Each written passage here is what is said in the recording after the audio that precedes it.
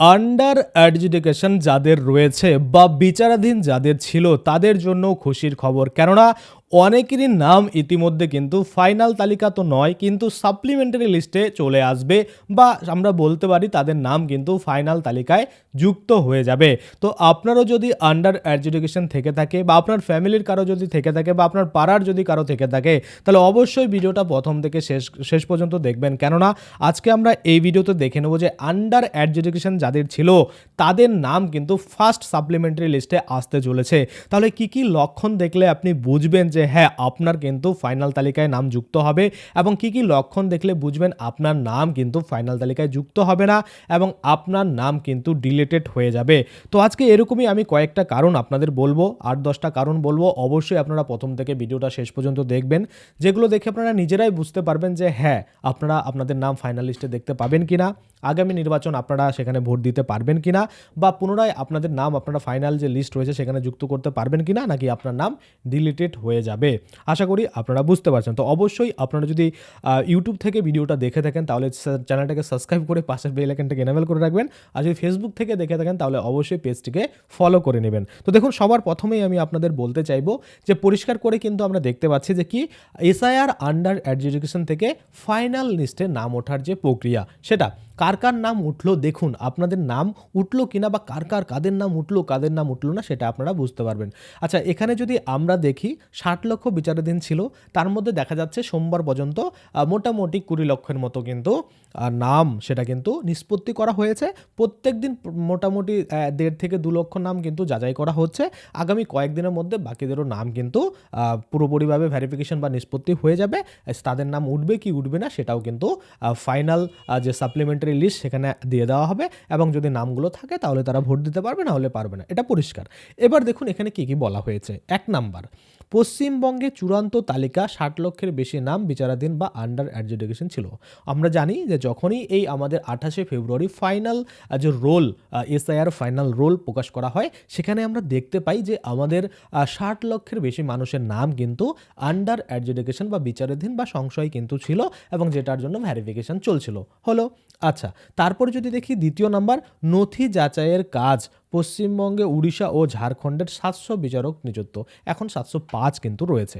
অর্থাৎ এই যে নথি যাচাই শুধুমাত্র যে ওয়েস্ট বেঙ্গলেই হচ্ছে এমনটা নয়, উড়িষ্যা এবং ঝাড়খণ্ডের বিচারক কিন্তু যুক্ত রয়েছে, তারা কিন্তু এটা ভেরিফিকেশন করছে। আশা করি আপনারা বুঝতে পারছেন। আচ্ছা, তারপরে 3 নাম্বারে চলে আসি। 3 নাম্বারে কি বলছে যে সূত্র মতে 36 লক্ষ ভোটার নিষ্কৃতি পেতে পারে, অর্থাৎ 36 লক্ষ ভোটার কিন্তু তাদের নাম ফাইনালিস্টে দেখতে পারে, প্রায় 24 লক্ষ বাদ পড়তে পারে।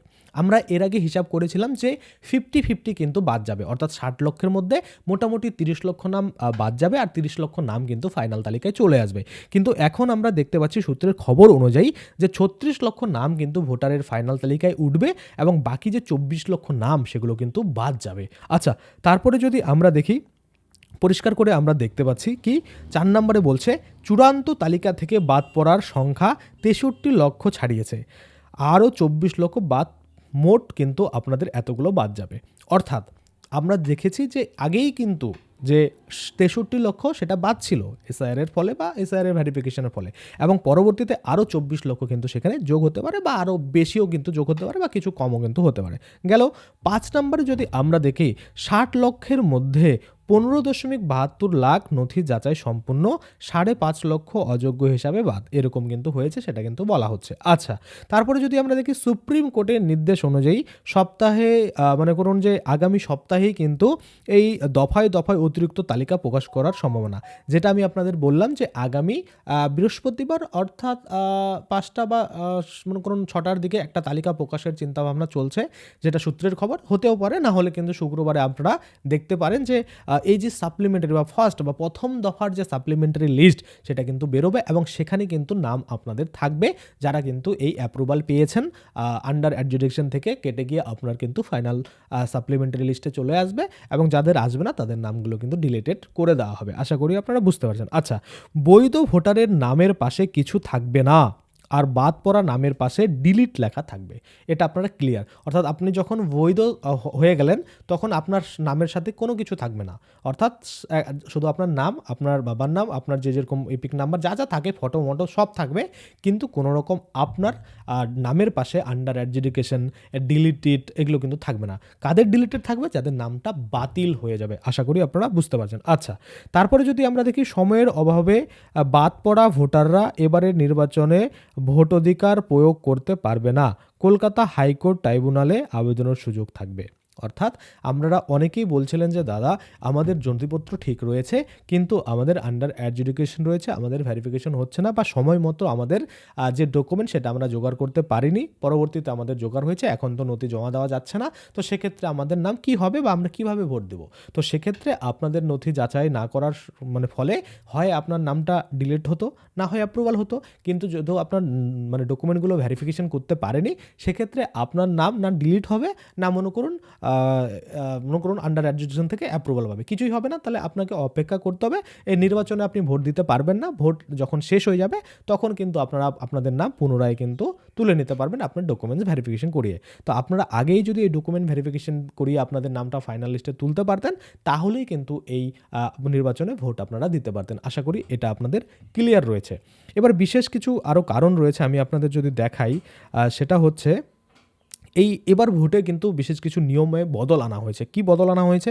যেমন ভোটের নিয়মে বড় বদল, বোরখা পরা ভোটারদের মুখ দেখিয়ে পরিচয় যাচাই করেই ভোট দেওয়ার নতুন পরিকল্পনা। অর্থাৎ অনেকেই আছেন ভোট মানে ডুপ্লিকেট করার জন্য দেখা যাচ্ছে বোরখা পরে কিন্তু জালিয়াতি করে থাকে। তো সেক্ষেত্রে বোরখা পরে যখন ভোট দিতে যাবে তাদের কিন্তু মুখ দেখিয়ে পরিচয় যাচাই করতে হবে, মানে ওই যে ব্যক্তি ভোটার কার্ড নিয়ে আসছে ওই ব্যক্তি সেটা কিন্তু পরিচয়টা দিতে হবে বা দেখাতে হবে। কেননা ধরুন আমি আপনার ভোটার কার্ড নিয়ে আমি ধরুন বোরখা পরে চলে গেলাম, তো সেক্ষেত্রে এই প্রবলেমগুলো যেন না হয়, যার জন্য বোরখা খুলে কিন্তু আপনাকে, বা বোরখা খুলে আপনার যে পরিচয়ের সাথে আপনার মুখ সেটা কিন্তু মিলিয়ে দেখা হবে। এটা কিন্তু বলছে, কি বলছে, যে বোরখা পরা ভোটারদের জন্য নতুন নিয়ম, ভোট কেন্দ্রে বোরখা পরা ভোটারদের পরিচয় নিশ্চিত করতে মুখ দেখিয়ে যাচাই করার প্রস্তাব সামনে এসেছে, এটা কিন্তু বলছে। আচ্ছা, দ্বিতীয়ত আরও কি বলেছে, যে আলাদা যাচাই কাউন্টার হতে পারে। আলাদা যাচাই কাউন্টার কি করবে? সেখানে পরিচয়পত্র ও মুখ মিলিয়ে দেখার জন্য ভোট কেন্দ্রে বিশেষ বা আলাদা কাউন্টার রাখার পরিকল্পনা নিয়ে আলোচনা চলছে। অনেকের ক্ষেত্রেই মানে ভোটার কার্ডের সাথে মুখের কিন্তু অনেকটাই গরমিল থাকে, সেটাকে একটু ভেরিফাই করার জন্য আলাদা করে একটা কাউন্টার কিন্তু হতে পারে, এটা কিন্তু এখানে বলছে। তারপরে তৃতীয়ত বলেছে যে ভুয়ো ভোট ঠেকাতে উদ্যোগ। অর্থাৎ আমরা জানি ভুয়ো ভোট কিন্তু বিশাল পরিমাণে প্রয়োগ হয়, তো সেটা ঠেকাতে কি উদ্যোগ নিয়েছে সেটা যদি আমরা দেখি, নির্বাচন কমিশনের লক্ষ্য হচ্ছে সঠিক ভোটারকেই ভোট দিতে দেওয়া এবং ভুয়ো ভোটার যেন ভোট না দিতে পারে বা অনিয়ম যেন না করতে পারে, সেজন্য কিন্তু তাদেরকে বাধা দেওয়া। অর্থাৎ ভুয়ো ভোট ঠেকাতে নানা রকমের উদ্যোগ কিন্তু নেওয়া হবে, অর্থাৎ বিশেষ করে ভেরিফিকেশন কিন্তু চলবে, সেটাই কিন্তু এখানে বলা হচ্ছে। আশা করি আপনারা বুঝতে পারছেন। আচ্ছা, এবার কথা হচ্ছে এই যে সাপ্লিমেন্টারি লিস্ট, সেখানে শুধু কি যাদের আন্ডার অ্যাডজুডিকেশন ছিল তাদেরই নাম আসবে? না, শুধুমাত্র যে তাদের নাম আসবে তেমনটা কিন্তু নয়, তাদের ছাড়াও আরও কাদের নাম আসবে সেটা আমি আপনাদের বলছি। দেখুন, ভোটার তালিকা নিয়ে, অর্থাৎ এই যে ভোটার তালিকা ফাইনাল রোড প্রকাশ হয়েছে, সে তারপর থেকে যাদের আন্ডার অ্যাডজুডিকেশন রয়েছে তাদের যে সাপ্লিমেন্টারি লিস্টে আসবে, সাথে সাথে কাদের আসবে সেটা আমরা দেখি। দেখুন, আন্ডার অ্যাডজুডিকেশন তালিকা থাকা ভোটারদের মধ্যে যাদের আবেদন ভ্যালিড বা অ্যাপ্রুভ হবে তাদের নাম থাকবে সাপ্লিমেন্টারি লিস্টে, এটা নিয়ে আমাদের কোনো সমস্যা নেই।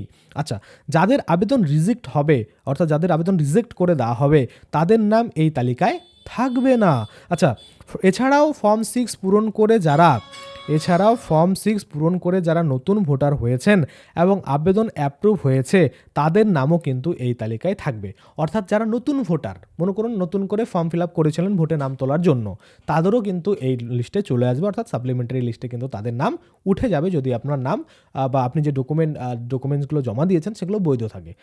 আশা করি আপনারা বুঝতে পারছেন। আচ্ছা, তারপরে আগামীকাল বিকালে WBCO প্রেস কনফারেন্স করে জানাবেন যে কবে এই সাপ্লিমেন্টারি লিস্ট প্রকাশ হবে। অর্থাৎ আমরা জানি না যে সাপ্লিমেন্টারি লিস্ট কবে দেওয়া হবে, তাই না? কিন্তু সূত্র মারফত যে খবর পাওয়া যাচ্ছে বৃহস্পতিবার নাহলে শুক্রবার কিন্তু এই প্রথম সাপ্লিমেন্টারি লিস্ট সেটা কিন্তু দেওয়া হবে। তো সেজন্য আপনাদের কি করতে হবে, অবশ্যই চ্যানেলটাকে সাবস্ক্রাইব করে ফেসবুক থেকে দেখলে পেজটাকে ফলো করে রাখতে হবে। যখনই এই সাপ্লিমেন্টারি লিস্ট দেওয়া হবে আমি আপনাদের ডাউনলোড করা অবশ্যই কিন্তু দেখিয়ে দেবো, এবং ডাউনলোড করা সরাসরি PDF ডাউনলোড করার লিঙ্কও কিন্তু প্রোভাইড করে দেবো। আচ্ছা, তারপরে যদি আমরা দেখি সূত্র অনুযায়ী জানা যাচ্ছে এই সপ্তাহের প্রথম দিকে না হলেও কিন্তু শেষের দিকে এই লিস্ট প্রকাশ হতে পারে, সেটা কিন্তু আমি আপনাদের বললাম। যাদের নাম এই তালিকায় থাকবে তারা সবাই কিন্তু ভোট দিতে পারবে, কোনো রকম সমস্যা কিন্তু হবে না। আশা করি আপনারা বুঝতে পারছেন, অর্থাৎ এই লিস্টে যাদের নাম থাকবে তাদের কোনো রকম সমস্যা নেই, তারা কিন্তু ভোট দিতে পারবে। তো চলুন, আশা করি আপনারা বুঝতে পারছেন। কোনো রকম সমস্যা থাকলে কমেন্টে জানাবেন, আমি কিন্তু আপনাদের কমেন্টের রিপ্লাই অবশ্যই দিয়ে দেবো। তো আজকের জন্য ভিডিওটা এখানেই শেষ করছি। যদি ভিডিওটা ভালো লাগে অবশ্যই একটা লাইক করে, চ্যানেলে যদি নতুন এসে থাকেন তাহলে অবশ্যই সাবস্ক্রাইব করে বেল আইকনটাকে এনেবল করে দেবেন। আর যদি ফেসবুক থেকে দেখে থাকেন তাহলে পেজটাকে কিন্তু ফলো করে নেবেন। তো চলুন, আজকের জন্য ভিডিওটা এখানে শেষ It's করছি। 10 hours. ধন্যবাদ।